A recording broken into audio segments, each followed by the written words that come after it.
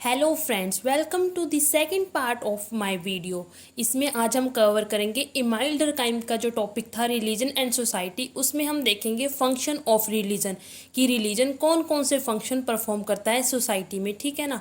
हमने पीछे देखा था पीवाईक्यू में कि बहुत सारे क्वेश्चन जो हैं वो फंक्शन पर ही पूछे गए हैं, इसलिए हम इसको आज करेंगे। ठीक है ना। जो ये फंक्शन है इससे हमारे पास बहुत सारे क्वेश्चन है जो सोल्व हो रहे हैं पीछे, जो भी जितने भी आए हैं। ठीक है ना। इसलिए ये वीडियो बहुत ही ज़्यादा इंपॉर्टेंट होती है रिलीजन एंड सोसाइटी में। चलो स्टार्ट करते हैं फंक्शन ऑफ रिलीजन। सबसे पहला फंक्शन कौन सा है इसका? Social cohesion. सोशल कोहेजन मतलब कि सोसाइटी में एकजुटता बनाए रखता है रिलीजन। वो कैसे, वो देखते हैं। ठीक है ना। According to Durkheim, religion create a sense of unity and solidarity among individual। डरकाइम के अकॉर्डिंग जो रिलीजन है वो क्या करता है, एक तरह की यूनिटी की भावना पैदा करता है लोगों में और सोलिडेरिटी मेंटेन करके रखता है इंडिविजुअल्स में विद इन द सोसाइटी। ठीक है ना। Through religious rituals and practices people come together. Durkheim के अकॉर्डिंग बिलीव्स एंड प्रैक्टिसेस के कारण लोग एक दूसरे के पास आते हैं और इस तरह उनमें जो बॉन्ड है वो और भी ज़्यादा स्ट्रॉन्ग हो जाता है। इस तरह री enforcing a sense of community, इस तरह वो री इन्फोर्स कर देता है एक तरह से कम्युनिटी की सेंस की हम सब एक है। सोशल बॉन्ड स्ट्रॉन्ग हो जाते हैं, एकता की भावना को उत्पन्न कर देता है। ठीक है ना। कम्युनिटी में समझ आ गया। और इसमें इसका मतलब रिलीजियस रिचुअल्स एंड प्रैक्टिसेस से इसका मतलब है, मान लो कि अगर कोई, जैसे हम दिवाली है, हम पता दिवाली पर क्या करते हैं कि ना सभी जो हमारे नेबर्स हैं सारे इकट्ठे होकर जाते हैं। कहाँ पर? मंदिरों में जाते हैं, घूमते हैं। ठीक है ना। मतलब माथा वगैरह टेकते हैं, सारा कुछ करते हैं इकट्ठे पर करते हैं दिवाली के टाइम। मतलब कि वहाँ पर हम ना कुछ रिचुअल्स और प्रैक्टिसेस के कारण सभी लोग मंदिर में जाते हैं। ठीक है ना। जब हम इकट्ठे मंदिर में जाते हैं, हम मिलते हैं एक दूसरे से और इस तरह हमारे जो सोशल बॉन्ड है वो भी क्या हो जाते हैं, स्ट्रॉन्ग हो जाते हैं इस तरह से। ठीक है ना। दूसरे नंबर पर है हमारे पास कोलेक्टिव कॉन्शियसनेस। कोलेक्टिव कॉन्शियसनेस का मतलब है जो चेतना जो हमें एक दूसरे से जोड़ती है। ठीक है ना।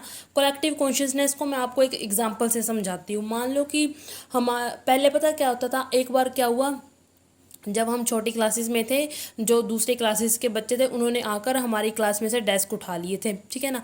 फिर हमारी जो क्लास है ना वो एकदम से इकट्ठी हो गई। ठीक है ना। कि आपने ऐसे कि हमारे डेस्क क्यों उठाए हमारी क्लास से। ठीक है ना। अब जैसे हमारी क्लास के बच्चे थे उनमें भावना वो एक दूसरे एकजुट क्यों हुई, क्योंकि उनमें भावना थी कि हाँ हम एक क्लास के हैं, मतलब कि हम एक क्लास में पढ़ते हैं। इससे उनमें एक भावना उत्पन्न हुई। ऐसे ही किसी टीम में होता है, मान लो दो टीमें खेल रही हैं, मान लो एक हमारी टीम है एक कोई और टीम है। हमारी टीम में जितने भी प्लेयर है ना उनमें कलेक्टिव कॉन्शियसनेस होगी कि हम एक टीम में हैं। ऐसे इसको कहते हैं कलेक्टिव कॉन्शियसनेस, जो हमें एक दूसरे से जोड़ कर रखती है। जो रिलीजन है वो हेल्प करता है to establish a collective consciousness. इसका मैं कहने का मतलब है कि जो रिलीजन है वो भी एक तरह से कलेक्टिव कॉन्शियसनेस को इस्टेब्लिश करता है। वो कैसे? मतलब कि कलेक्टिव कॉन्शियसनेस में सभी के ना एक तरह के वैल्यूज और बिलीव्स होते हैं। ठीक है ना। The a shared understanding of moral values norms and beliefs, मतलब इसमें मतलब कि सेम अंडरस्टैंडिंग होती है। मान लो कि एक पर्टिकुलर सोसाइटी है, उसमें सभी लोग ना एक जैसे, मतलब कि वो ना ऐसा नहीं करते कि आप ऐसा क्यों करें, आप ऐसा नहीं करें, मतलब कि ना उनके सभी के बिलीव्स नॉर्म्स वैल्यू सेम है। ठीक है ना। मतलब वो एक ही प्रकार के सभी बिलीव्स और नॉर्म्स को मानते हैं। ठीक है। उसको बोलते हैं मतलब कि जहाँ पर मतलब कि शेयर्ड अंडरस्टैंडिंग हो moral values norms and beliefs की। ठीक है ना। This shared consciousness foster a sense of belongingness. जो ये शेयर्ड कॉन्शियसनेस है ना वो एक तरह से फोस्टर करती है अ सेंस ऑफ बिलोंगिंगनेस को and contribute to the stability of society. इस तरह सोसाइटी में स्टेबिलिटी आती है। मतलब कि जो कॉन्शियसनेस है, मतलब जब देखो अब सारे मान लो एक सोसाइटी है, वहाँ पर सभी लोग एक जैसी प्रैक्टिसेस और मतलब कि एक जैसी प्रैक्टिसेस ही करते हैं। ठीक है ना।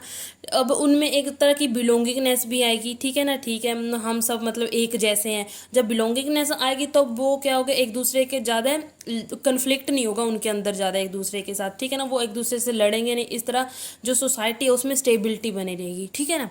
थर्ड नंबर पर आ जाता है हमारे पास सोशल कंट्रोल। सोशल कंट्रोल कैसे? Religious beliefs provide a guidelines for behaviour and morality. मतलब कि ना रिलीजियस बिलीफ जो है एक तरह की गाइडलाइंस प्रोवाइड करते हैं, मतलब कि इंडिविजुअल को कैसा बिहेव करना चाहिए, कुछ मोरल वैल्यूज़ देते हैं हमें।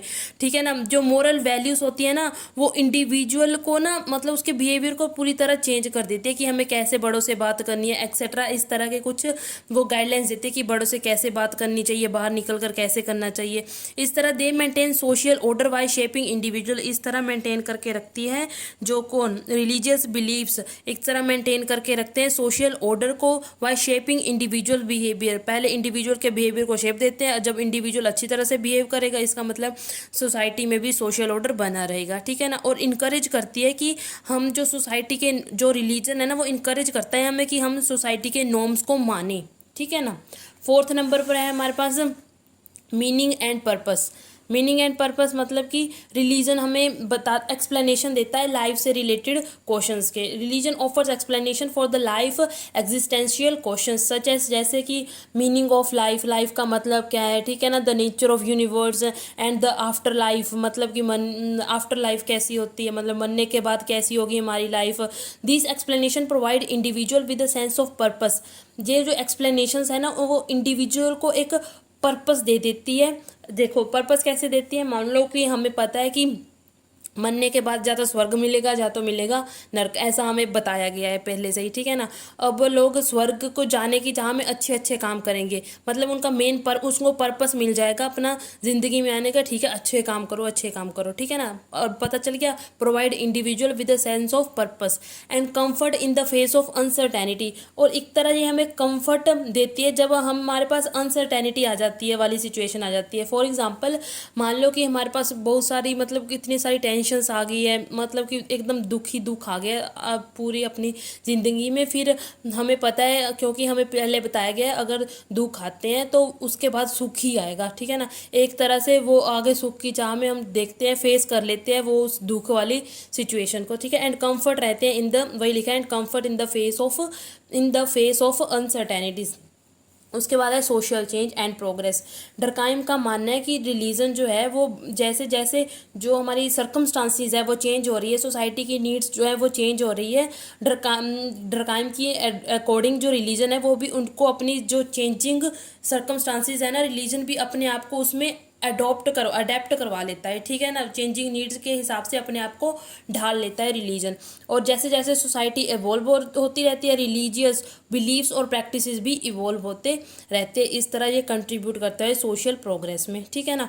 ओवरऑल अब कंक्लूजन में लिख देंगे, ठीक है। Durkheim view religion as an essential institution. Durkheim के अकॉर्डिंग रिलीजन क्या है, एक बहुत ही ज़्यादा जरूरी इंस्टीट्यूशन है that contribute to the stability and functioning of the society, जो कि सोसाइटी में स्टेबिलिटी बना के रखता है और सोसाइटी में फंक्शनिंग को, सोसाइटी की जो फंक्शनिंग है ना उसको स्टेबल रखता है, मतलब कि फंक्शन प्रोवाइड करता है सोसाइटी को। कैसे, फोस्टरिंग यूनिटी, मतलब सोसाइटी में यूनिटी बना के रखता है।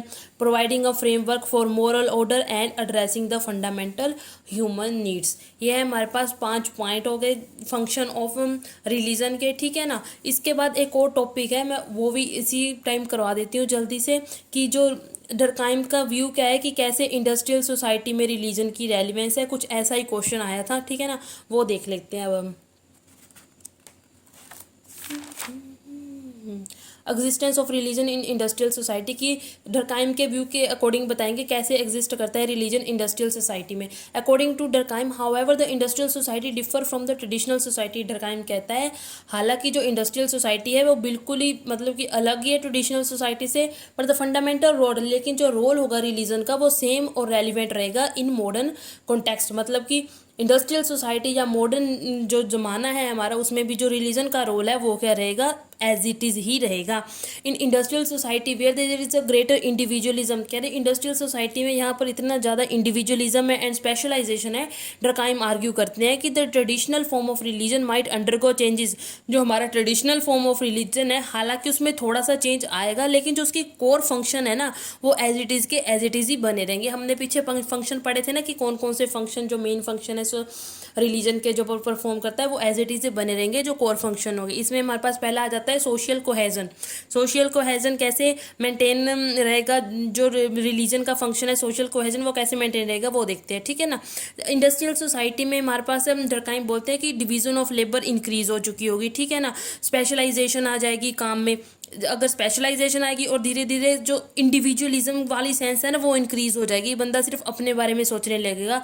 फिर रिलीजन जो है वो इसको हेल्प करेगा। उस वो क्या करेगा, रिलीजन जो है काउंटर बैलेंस दिस, इसको कम करने की कोशिश करेगा बाय प्रोवाइडिंग, मतलब एक बैलेंस बना देगा by providing share moral framework. जो रिलीजन है वो मोरल फ्रेमवर्क प्रोवाइड करेगा और कलेक्टिव एंटिटी प्रोवाइड करेगा। इससे जो हमारे पास सोशल बॉन्ड है ना वो क्या हो जाएंगे, इंक्रीज हो जाएंगे, और जो सोसाइटी में है वो यूनिटी बनी रहेगी, ठीक है ना। उसके बाद है इंटीग्रेशन एंड नॉर्म्स। रिलीजन जो है वो इंटीग्रेट करके रखेगा सोसाइटी को, ठीक है ना। रिलीजन जो है वो मेंटेन करेगा इंटीग्रेशन को। कैसे मेंटेन करके रखेगा इंटीग्रेशन को, जो रिलीजन है वो प्रमोट करेगा नॉर्म्स को, वैल्यूज़ को, ठीक है ना। By promoting norms and values maintain the integration in the society. Third number पर है economy and regulations. Industrial society हमारे पास रैपिड चेंज आएगा। इकोनॉमी रैपिड चेंज आने के कारण क्या हो जाएगा, नॉर्मलेसनेस वाली सिचुएशन उत्पन्न हो जाएगी। फिर रिलीजन फिर आएगा हेल्प करने के लिए, अपना फंक्शन परफॉर्म करेगा। रिलीजन का करेगा, एक moral guidance and regulation provide करेगा, मोरल गाइडेंस देगा, ताकि हम जो रैपिड चेंज वाले जो चैलेंजेस फेस कर रहे हैं उनको क्या कर सके, फेस कर सके हम। इस तरह जो हमारा रिलीजन है वो अपना फंक्शन परफॉर्म करेगा इंडस्ट्रियल सोसाइटी में भी। इस तरह से हमारी ये वीडियो एंड होती है। इसी से ही जितना भी मैंने करवाया, इसी से ही सारे क्वेश्चन के आंसर जो PYQ है वो मिल जाएंगे आपको, ठीक है ना। यहीं पर मैं वीडियो एंड करती हूँ। Thank you, have a nice day. और लाइक करें, सब्सक्राइब करें, शेयर करें। Stay tune for next videos.